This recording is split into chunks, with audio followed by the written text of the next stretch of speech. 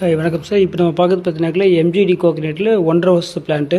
So பார்த்தீங்கன்னா 2 இயர்ஸ்லேயே உங்களுக்கு காய் வந்துடும். எம்ஜிடின்றது பார்த்தீங்கன்னா மலேசியன் க்ரீன் டாப்லன்னு சொல்லுவாங்க. இதுலேருந்து பார்த்தீங்கன்னா தேங்காயும் யூஸ் ஆகும், இளநியாவுமே யூஸ் ஆகும். தேங்காய் பார்த்தீங்கன்னா ரொம்ப பெரிய பெரிய சைஸில் வரும். பார்த்தீங்கன்னாக்கா இப்போ பொள்ளாச்சியிலலாம் அந்த இளநீ வருது பார்த்தீங்களா, ஸோ அந்த சைஸ் அதே தான் வந்து எம்ஜிடின்னு சொல்லுவாங்க. மலேசியன் க்ரீன் டாப்லோட நல்லா ரவுண்ட் ஷேப்பில் ஃபுல் க்ரீனில் ஒரு காய் 3 வருஷத்துலேருந்தே உங்களுக்கு காய் ஸ்டார்ட் ஆகிடும். அது ஃபியூச்சர் பார்த்தீங்கன்னாக்கா ஒரு 50லேருந்து 60 இயர்ஸுக்கு வந்து ரெகுலராக காய் வந்துகிட்டே இருக்கும். ஸோ நடவு முறைன்னு பார்க்கும்போது பார்த்தீங்கன்னாக்கா 24 அடிக்கு ஒரு குழியும் 2.5க்கு 2 அடி ஆழம் எடுத்துகிட்டு ஒரு உள்ளே நல்லா மாட்டு தொழு உரம் வேப்பம் புண்ணாக்கெல்லாம் போட்டுட்டு இந்த கவரை கட் பண்ணிவிட்டு உள்ள நடவு முறை இப்போ செஞ்சீங்கன்னாக்கா ஒரு 2 இயர்ஸில் உங்களுக்கு காய் வைக்க ரெடி ஆகிடும்.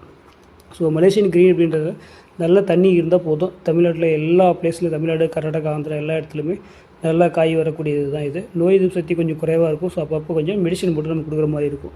ஸோ மறக்காமல் ஃபாலோ பண்ணுங்கள். தேவையாகிறவங்க வாட்ஸ்அப்பில் வாய்ஸ் பேசுங்கள்.